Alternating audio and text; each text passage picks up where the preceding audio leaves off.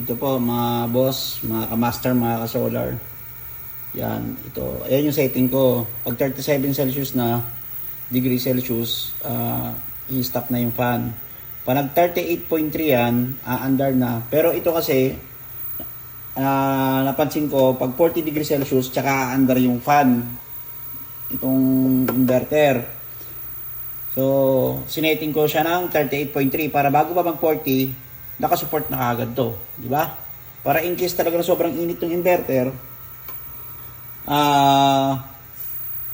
may backup siyang extra na blower. Mura lang naman to kaysa naman may warranty naman to na 5 years. So pero para sa maganda, iwas hassle din, di ba? Meron tayong backup. So ayan, 37.9 na, patay yan. Pag 38.3, ano na yan? Aandar na hanggang 37 para nag-cool down. Mamamatay na yung blower. Kaya malaking bagay yung controller. Hindi siya mag-overheat. Hindi yung iba kasi ang ginagawa, tinututukan ng electric fan. Mamaya, mag-overheat yung motor nun. Magkasunog pa, di ba? Wag naman sana, wag naman. Pero ayan, 38.3. Yan, umandar na, di ba? So, halos di na gumagana yung pan itong inverter na to. Yung day, dito pa lang, ito pa lang ang lakas na eh. Ang laki eh. Di ba?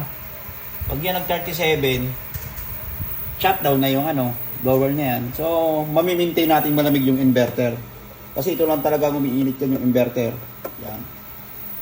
Okay. Lalo na pag ganitong mainit tapos maganda yung harvest.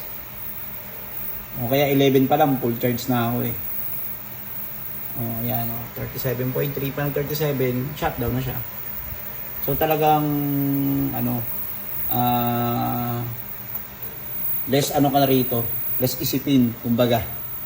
Diba? Ayan, 37.1. Oh. Okay, shutdown na siya. Okay, pag tumaas ulit ng 38.3, andar ulit to. So ito kasi 40 degrees Celsius bago gumana yung fan niya sa ilalim. Okay, may fan naman yung dalawa. Pabuga yan, pabuga. So ayun mga boss, maraming salamat ha. O, pa-install na. Habang pataas ng pataas yung habang pataas ng pataas yung sigil ng mga kuryente natin. So kaya nagpa-solar ako. Thank you po.